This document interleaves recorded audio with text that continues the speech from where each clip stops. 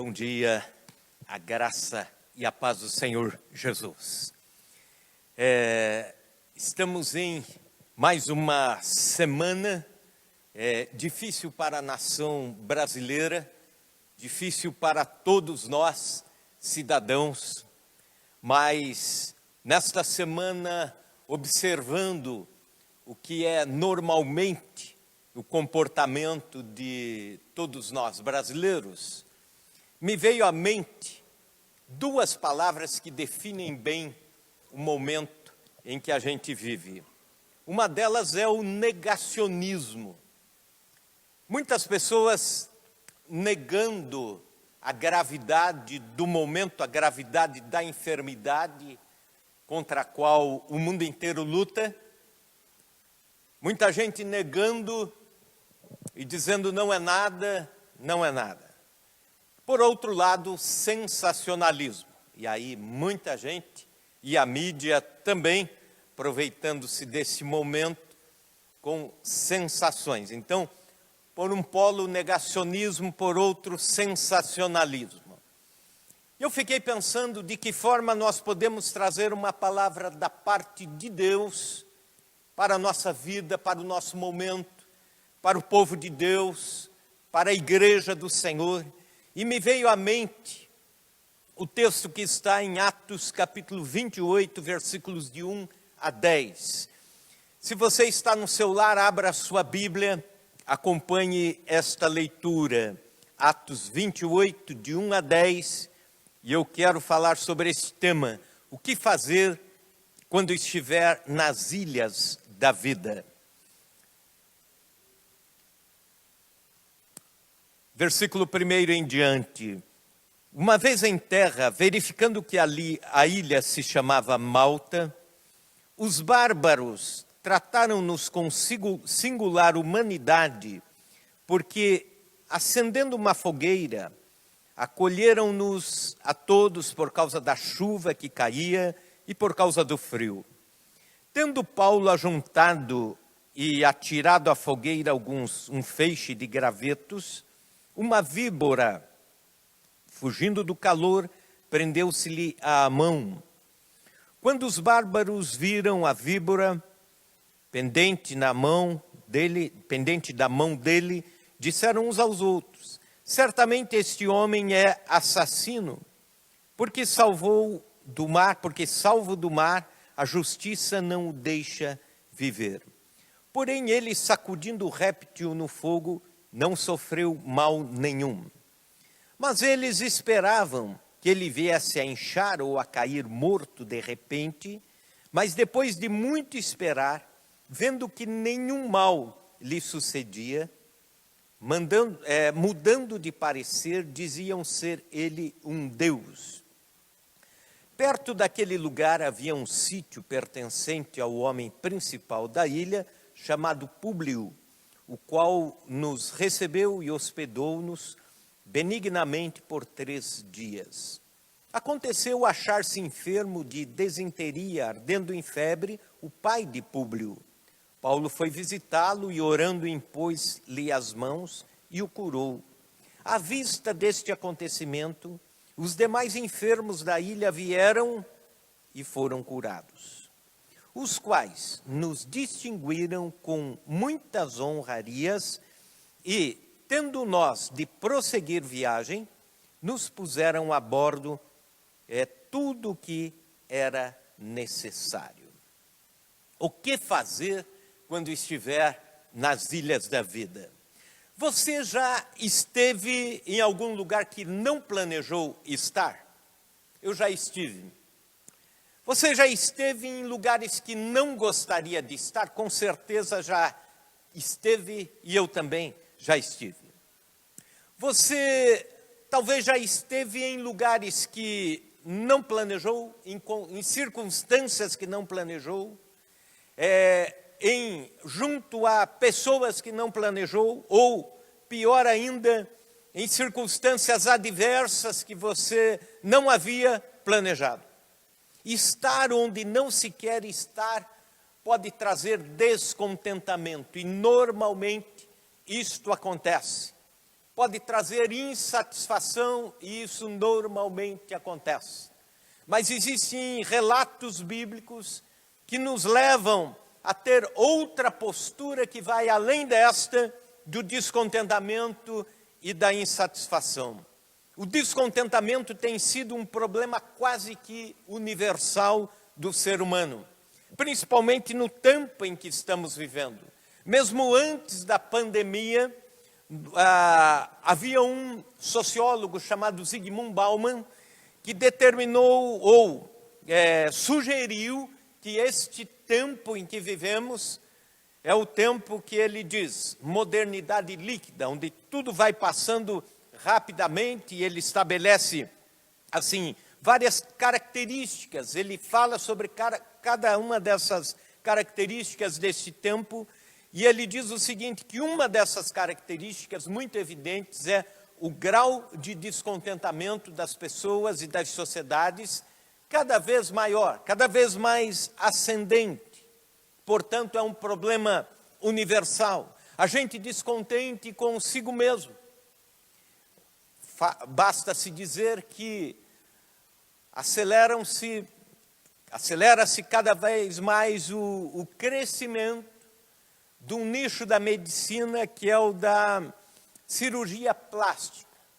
E quando se pergunta às pessoas o porquê da cirurgia, porque eu estou descontente com o meu rosto, ou estou descontente com o meu corpo, ou estou descontente com a minha fisionomia, e assim por diante. Há um grau de descontentamento muito grande com o trabalho. Uma pesquisa levantada pela Folha de São Paulo chega à conclusão que 83% dos professores na nação brasileira estão descontentes com o seu trabalho. De alguma forma, algum grau de descontentamento. 42% de todos os profissionais brasileiros também têm algum grau de descontentamento. Há gente descontente com o casamento. 55% dos homens diz uma pesquisa que estão descontentes com os seus casamentos. 24% das mulheres descontentes com o casamento. No ministério, 41% dos pastores norte-americanos estão descontentes com o ministério. Inclusive dizem que, se pudessem, teriam começado a sua carreira em outra ocupação que não o ministério. Há cristãos descontentes com a igreja, há igrejas descontentes com suas lideranças, existem lideranças descontentes com o trabalho e assim por diante. O texto que lemos na palavra de Deus nos mostra que, mesmo estando onde não planejamos estar, mesmo estando onde não queríamos estar, nós podemos ter alguns comportamentos, algumas atitudes diferentes do que o mundo normalmente tem. E quando olhamos para o texto bíblico, para que você tenha um pano de fundo, Paulo está na sua última viagem, agora indo para Roma, como prisioneiro. Ele já foi julgado nas instâncias anteriores e agora lhe restou ser julgado em Roma. Em Roma ele seria julgado tão somente por ser um pregador do Evangelho e, como a história relata, depois ele é condenado e executado em Roma. Portanto, ele está nesta última viagem. Se você ler o capítulo 27, você vai ver que houve um temporal, houve uma tempestade nesta viagem. E o navio foi tremendamente assolado, de forma que o navio, já sem o mastro, acabou sendo levado pela tempestade e foi parar numa ilha chamada Malta. Perderam toda a carga preciosa, eram 276 tripulantes, junto com Paulo, entre passageiros e tripulantes, e eles chegam a esta ilha, já sem a carga, passando fome, amedrontados, sacudidos pela voragem do mar, e desta forma eles estão numa ilha em que não planejaram estar, estão numa circunstância em que não planejaram estar, e Paulo ainda como prisioneiro.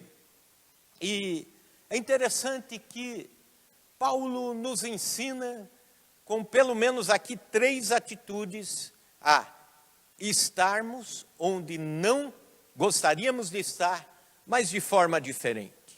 E o que a gente exatamente precisa fazer quando está numa circunstância em que não gostaria de estar?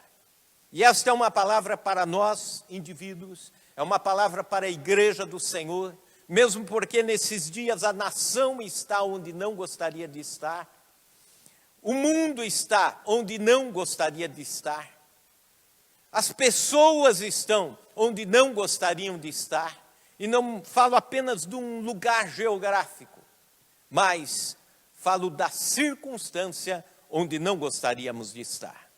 Em primeiro lugar, mesmo nas ilhas da vida, cultive o espírito servo.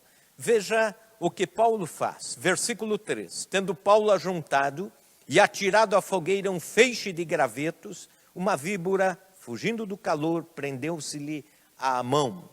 Eles estavam entre 276 pessoas que foram parar naquela pequena ilha de Malta. Eles poderiam cruzar os braços, como eu imagino que alguns o fizeram, ou esperar o mau tempo passar, a chuva passar, a voragem do mar passar, esperar que outros fizessem alguma coisa, esperar que o capitão do navio fizesse algo, esperar que o comandante fizesse algo, ou esperar que o pessoal da ilha fizesse algumas coisas. Mas Paulo, apesar de ser prisioneiro, talvez a pessoa menos importante entre todos ali naquele momento, portanto uma circunstância indesejada, estava numa ilha, na condição de prisioneiro, num lugar indesejado, tinha todos os elementos para desenvolver aquele complexo de vítima, de vitimismo e cruzar os braços. Ele tinha todos os ingredientes para azedar o seu coração, para dizer, nadei no ministério e morri na praia. Agora estou aqui, nem prisioneiro em Roma, e aqui no meio do caminho, náufrago, uma tempestade. Trabalhei para Jesus e olha o que eu tenho agora. Quanta gente ruim por aí e eu que faço a obra de Deus estou aqui. Ele poderia pensar tudo isso. Paulo não se cobriu com esse complexo de vítima, ele não se entregou à murmuração, ele não se rendeu às lamúrias, pelo contrário, ele começou a servir da forma mais humilde possível, começou a estender a mão da melhor forma que podia para aquele momento. Ele viu que as pessoas estavam com frio, molhados, e foi procurar gravetos, uma tarefa não tão fácil, por vários motivos. Primeiro, porque havia chovido muito, então só haveria gravetos secos em cavernas ou em lugares embaixo das pedras, onde a chuva não chegou. Segundo problema, Paulo tinha um problema das vistas. Ele não enxergava muito bem, e mesmo assim ele sai num lugar desconhecido, procurar gravetos à noite, e uma tarefa difícil. Quando você estiver nas ilhas da vida, continue a servir, continue a ser um bom exemplo de servo ou de serva. Continue a estender a mão para as pessoas, continue a fazer a obra de Deus, continue a fazer aquilo que você vê que pessoas estão precisando ao seu redor. Sente-se mais feliz aquele que no momento de crise faz algo por alguém do que aquele que faz algo por si mesmo. Eu li a história de Richard Wurmbrand, não sei se acertei a pronúncia, mas é um pastor luterano, romeno, que nas décadas de 50 e 60, ele ficou preso nas prisões do regime comunista do leste europeu por causa de servir a Deus, pelo fato de ser um pregador do Evangelho, pelo fato de estar em contrariedade com o regime que lhe dizia que os pastores teriam que se calar e as igrejas teriam que se fechar, porque o regime não tolerava a religião. Por 14 anos ele ficou preso. Passou por vários processos terríveis de tortura, tortura psicológica e tortura física. Ele foi espancado muitas vezes. E quando o conheci pessoalmente, numa ocasião em que ele pregou em Curitiba, ele não podia, inclusive, ficar em pé. Ele tinha que ficar assentado, pregava assentado, porque durante essas sessões de tortura, ele foi espancado nos pés e teve os pés fraturados em vários lugares. E mesmo depois da sua liberdade, ele tinha dificuldade em depositar o peso do corpo nos seus pés. E ele contando sobre o que acontecia naquelas prisões horríveis. Ele fala de um tempo que ele ficou 4 anos numa determinada prisão, e naquela prisão eles comiam muito pouco, porque recebiam algumas sopas durante a semana. Ele perdeu a noção de tempo, então ele não sabia se era de dia ou de noite, ou que dia era na semana, mas ele sabia que em alguns momentos, por algum período, chegava lá uma pequena tigela de sopa, e uma sopa muito rala. E por vezes algum pedaço de pão, mas um pedaço de pão já embolorado, vencido. E eles comiam aquilo muito rapidamente, todos os prisioneiros, de forma afobada, comiam. E alguns cristãos separavam alguns feijões daquela sopa e guardavam no bolso. E também um pedaço de pão. E um dia o carcereiro perguntou a ele: Richard, por que você não come como os outros rapidamente guardam um pouquinho, assim como alguns outros aqui? Ele disse: é porque nós temos uma responsabilidade. Nós podemos até passar um pouco mais de fome, mas nós guardamos um pouco mais para acudir aqueles que estão ficando doentes, aqueles que estão piores do que nós. E quando eles desmaiam de fome, nós cristãos juntamos esses poucos feijões que guardamos e esses pedacinhos de pão para socorrer aqueles que estão famintos, aqueles que estão morrendo de fome. Mesmo nas ilhas da vida, continue a servir. Como Paulo, como Richard Wurmbrand, não deixe de servir. Alguns servem apenas pelo fato de servir, significa que alguém faz isso, então é melhor fazer também. Porque sou de uma igreja, então tenho que servir. Servem por servir. Ou então, outros servem pelo status de servir. É interessante que servir também pode trazer status. Se você fizer uma boa propaganda do seu serviço, isso pode gerar algum tipo de admiração. Ou então, outros servem porque se sentem mal em não servir. Mas que a sua motivação maior seja o servir despretensiosamente, voluntariamente e por amor. por imitação a Cristo. Uma enfermeira fazia curativos num paciente na Índia. Ela era missionária. E chegou um médico da região, passou ali perto, e vendo que ela estava trocando os curativos de uma mulher leprosa, um mau cheiro horrível, aqueles curativos apodrecidos praticamente, e ela fazia aquele trabalho sorrindo, conversando com aquela pessoa adoentada, e o médico balançou a cabeça e disse: eu não faria esse trabalho nem por $1 milhão. E a enfermeira ouviu isso, e ela disse: doutor, eu também não faria isso, nem por $1 milhão. Eu faço isso por amor a Jesus, porque eu vejo que esta senhora é a imagem de Deus. Eu vejo que esta senhora, no seu sofrimento, é a parte de Cristo que eu preciso acudir. José continuou a servir mesmo estando na prisão. Daniel continuou a servir com seus amigos mesmo estando no reino de Babilônia.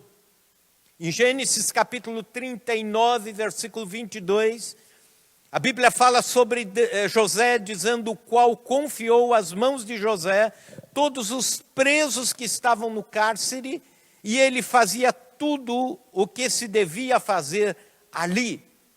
José servia mesmo estando no cárcere. Nós estamos num mundo onde não planejávamos estar em 2020.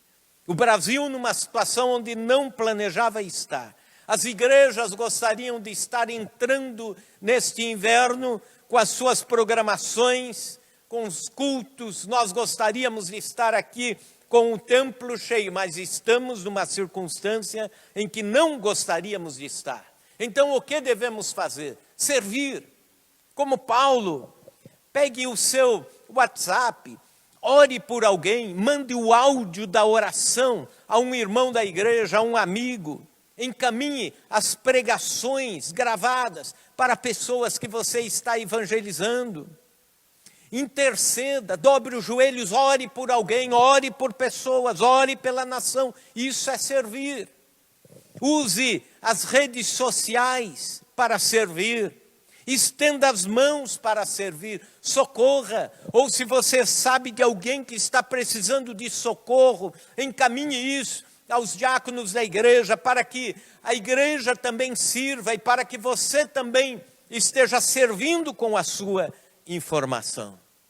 Vamos servir. É tempo de continuar a servir.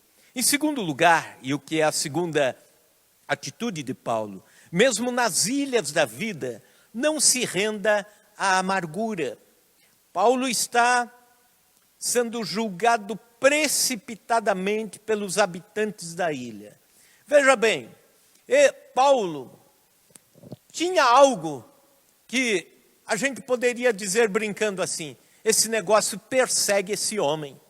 Onde ele ia, ele acabava sendo julgado e acabava sendo rechaçado daquele lugar, desde o tempo da sua conversão. Ele se converteu em Damasco e depois teve que sair rápido de Damasco, porque ficaram contra ele lá, inclusive os irmãos da igreja de Damasco. Aí ele volta para Jerusalém, aí o pessoal da igreja em Jerusalém não o quer por lá.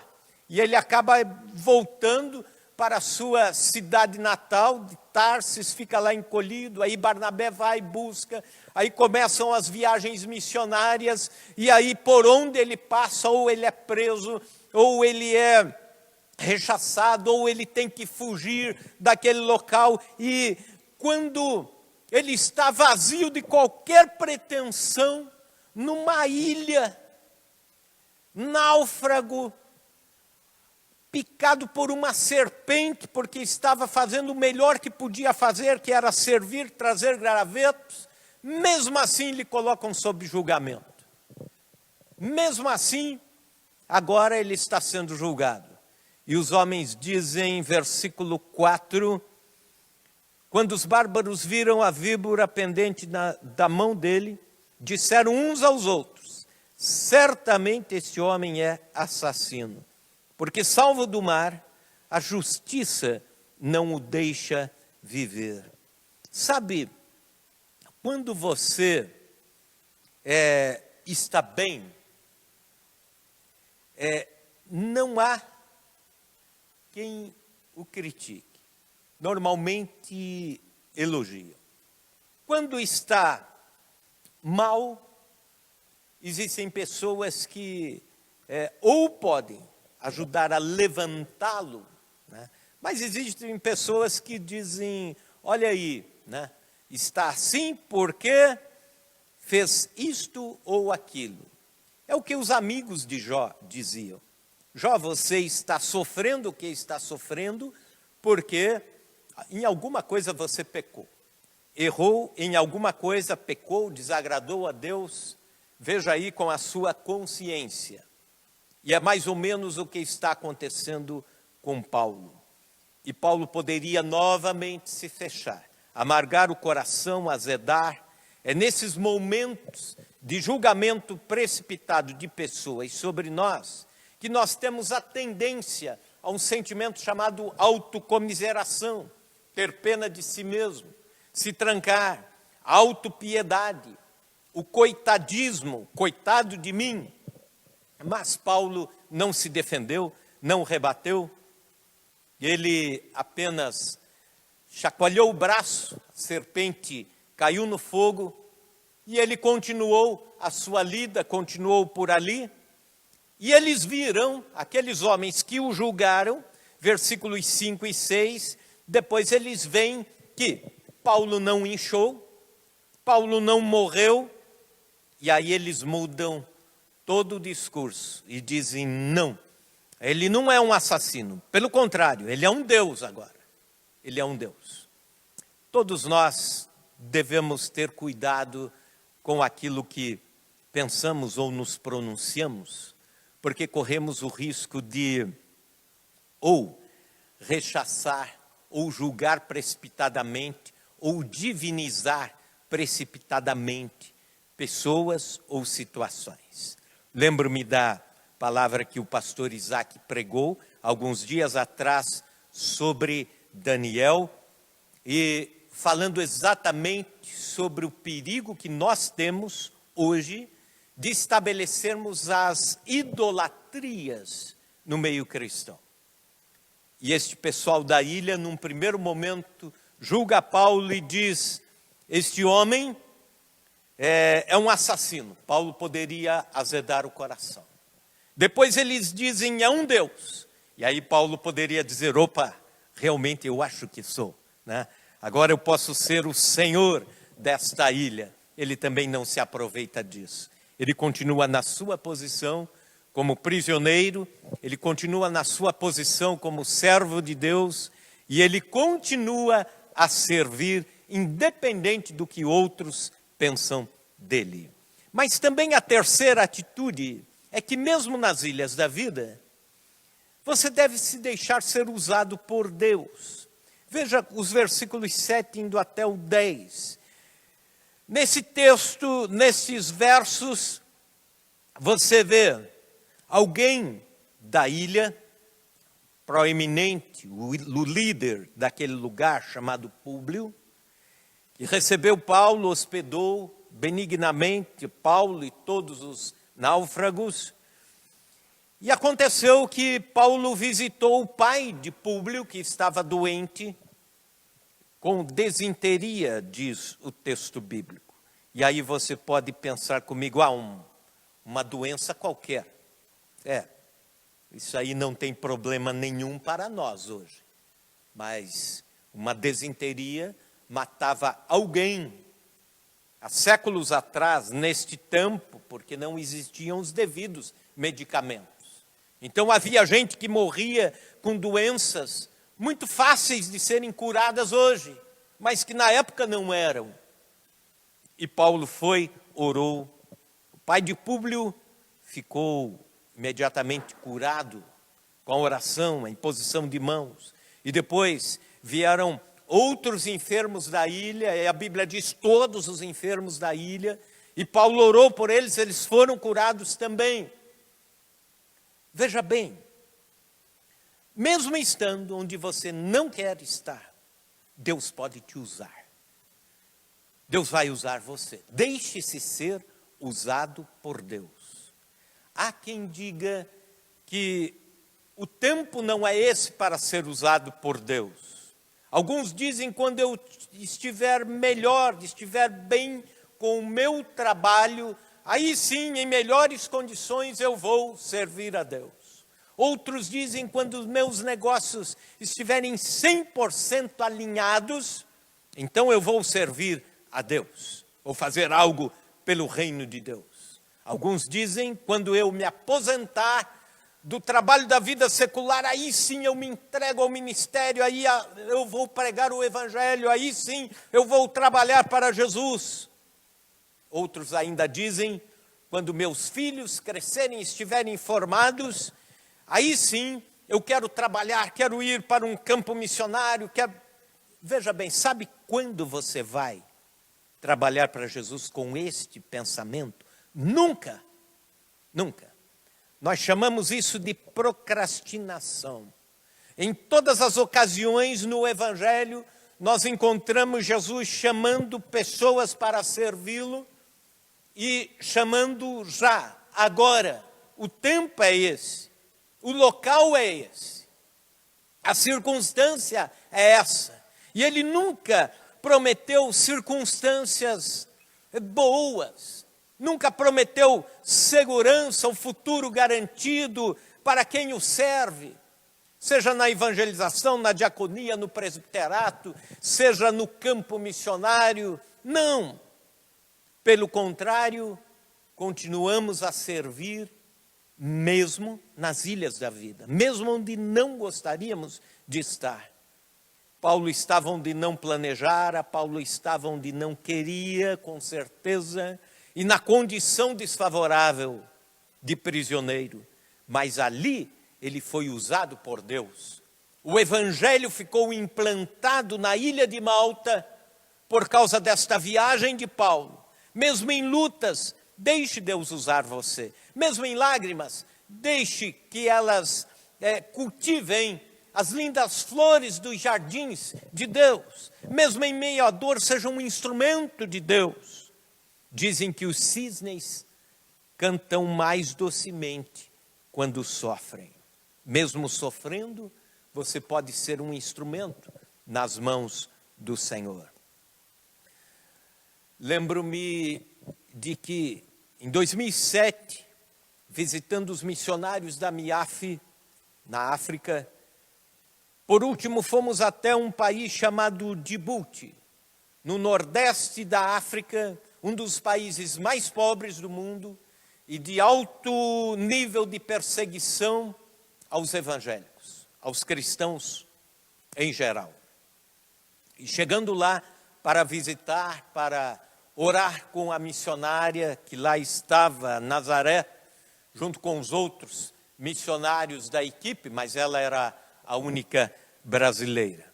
Estivemos lá com os irmãos da diretoria. Acontece que ela, mesmo com alta perseguição, um alto índice de perseguição contra o cristianismo, Nazaré conseguia evangelizar, levar pessoas a Jesus, discipular, e havia uma pequena igreja nos padrões de uma igreja perseguida, mas uma pequena igreja com 22 pessoas ali servindo a Deus, adorando a Deus de formas disfarçadas, discretas, mas servindo ao Senhor. E eu perguntei a Nazaré como você evangeliza e como a igreja cresce se não pode se ter o culto, não se pode ter o discipulado, não se pode cantar, não se pode ter uma Bíblia. Se uma dessas pessoas tem uma Bíblia, elas podem ser presas, podem ser deserdadas. Ela disse, a igreja cresce aqui de forma diferente. Escute isso. Ela disse, nós temos aqui um ministério de evangelismo diferente. E abriu um sorriso assim. Ela disse, quando uma mulher crente vai para o hospital enferma, nós sabemos, é a chance da igreja crescer. Como assim? Ela explicou. É porque as mulheres muçulmanas não riem, não sorriem. E quando elas vão para o hospital, pior ainda, elas só choram. E normalmente os maridos as abandonam conforme a gravidade da enfermidade, os esposos as deixam e elas ficam ao léu da sorte. Elas não têm o amor da família e elas correm o risco de morrer. Elas só choram, lamentam. E quando uma mulher cristã vai para o hospital enferma, mesmo à beira da morte, ela sorri, ela ora, ela evangeliza no hospital. E lá no hospital deixam evangelizar, porque eles dizem, já é um lugar à beira da morte, deixa eles falarem o que quiserem falar, e aí é a chance da igreja crescer. É aí que nós oramos, não para que ela fique curada, mas para que ela tenha êxito na sua missão. E eu voltei com o coração compungido, eu voltei com o coração quebrantado com este testemunho. Por vezes nós, cristãos ocidentais, somos muito manhosos, somos muito mimimizentos, né? Somos assim e erramos em ser assim. Aprenda a ser como Paulo, mesmo nas ilhas da vida, ser usado por Deus. Deixe-se ser usado por Deus, mesmo como essas mulheres cristãs do Djibouti. Deixe-se ser usado por Deus. Malta, na língua grega, quer dizer refúgio. Esta ilha se tornou realmente o refúgio de Paulo, se tornou realmente um refúgio espiritual, enquanto poderia ser um lugar de descontentamento, de insatisfação, de tédio agoniante, estar num lugar onde não gostaria de estar, desconhecido, fora da rota, distante, mas se torna um refúgio. O lugar onde Deus colocou você, a circunstância em que Deus colocou você, em que colocou a nós, poderia ser um lugar de insatisfação e descontentamento, mas de alguma forma é o lugar de refúgio, de tratamento e de serviço. Eu tive a oportunidade de morar no centro-oeste brasileiro, lá próximo de onde nasce o rio Araguaia. E o rio Araguaia tem muitas histórias para contar. Uma delas é de um aviador que estava sobrevoando o rio na época de seca, quando o motor do avião começou a falhar e ele precisaria rapidamente descer, um avião monomotor, precisaria descer para regular a pressão do óleo e novamente continuar a sua viagem.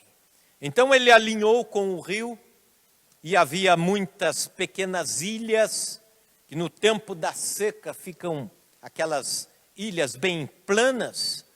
Então ele encontrou uma que visualmente ele entendeu. Daqui eu posso descer, aqui eu vou ter uma pista de pouso no meio do rio. E assim ele faz, alinha o avião, desce e consertou o avião.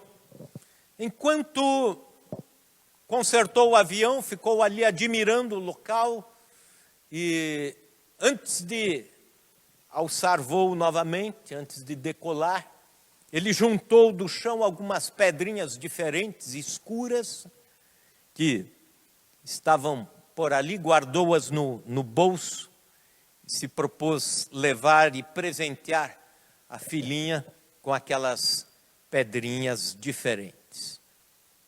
Foi embora, chegou na sua casa, o tempo passou, dali a alguns meses, um amigo dele, joalheiro, foi visitá-lo, jantar com eles, e viu a filhinha brincando com aquelas pedrinhas, e pegou uma daquelas pedras e disse assim para o aviador: esta pedra é um satélite de diamante. Você tem uma fortuna na sua casa e não sabe. Não sabia disso. Aquele aviador mudou seu padrão de vida daquele dia em diante, porque tinha uma das pedrinhas que era uma pedra preciosa. Mas ele ficou pensando: eu preciso reencontrar esta ilha. Eu preciso reencontrar este local. E sempre quando dava a seca, ele ia tentando procurar, nunca mais encontrou a ilha, porque as secas variam e o lugar onde era a ilha já estava alagado, outro lugar virou a ilha e assim por diante. Mas, estando num lugar onde não gostaria de estar, de repente aquele foi o lugar mais precioso da sua vida. Para muitos que estavam com Paulo, e para o próprio Paulo, aquele lugar e aquela circunstância que ele não gostaria de estar, e eles não gostariam de estar, se tornou um paraíso com a ação de Deus. Nós estamos assim nesses dias, em ilhas, alguns sem sair de casa, outros reclamando, outros chateados, outros se entregando ao sensacionalismo, outros se alimentando apenas com a mídia e as más notícias. E Deus nos chama para transformar esse momento em refúgio. Ilha de Malta, refúgio. O lugar onde não gostaríamos de estar, mas nele nós continuamos a servir, nós continuamos a adorar a Deus, servir o próximo, não nos rendemos à amargura. Também nesse lugar nós nos deixamos ser usados por Deus. Estamos numa ilha de Malta, todos nós brasileiros. Mas isso pode ser bom ou ruim, depende do que você está fazendo com tudo isso na sua vida. Depende de como eu estou vendo este momento, trabalhando este momento e trabalhando o meu interior com a visão de reino de Deus. Vamos orar. Senhor Deus, nós queremos colocar as nossas ilhas de Malta na Tua presença. Queremos colocar, ó Deus, este momento em que vivemos, a nação brasileira vive, os cristãos vivem, nós pastores vivemos, momentos de insegurança, momentos de incerteza, mas que podemos, ó Deus, transformá-lo em um lugar, um espaço, um momento, uma circunstância e um tempo do agir do Senhor, do trabalhar do Senhor em nossas vidas e através de nós. Ajuda-nos a continuar a servir aqueles que estão próximos a nós. Ajuda-nos a continuar a servir quem precisa. Ajuda-nos, Senhor, a continuar a Te adorar com alegria de coração, dentro das nossas limitações, mas ajuda-nos a ter o espírito alegre e grato ao Senhor. Também da mesma forma, ó Deus, dá-nos graça para estender as mãos ao próximo. Estender a mão àqueles que precisam. Dá-nos graça, Senhor, para transformar a ilha de Malta num espaço de serviço, num espaço do agir do Senhor, e não nos entregarmos às amarguras, ao azedume, ao desânimo. Pelo contrário, Senhor, dá-nos graça. Renova as nossas forças, renova a nossa alegria interior, renova o nosso ânimo em continuar te servir, amar a Ti e servir ao próximo. Que assim seja, ó Deus, em nome de Jesus. Amém e amém. Que Deus nos abençoe.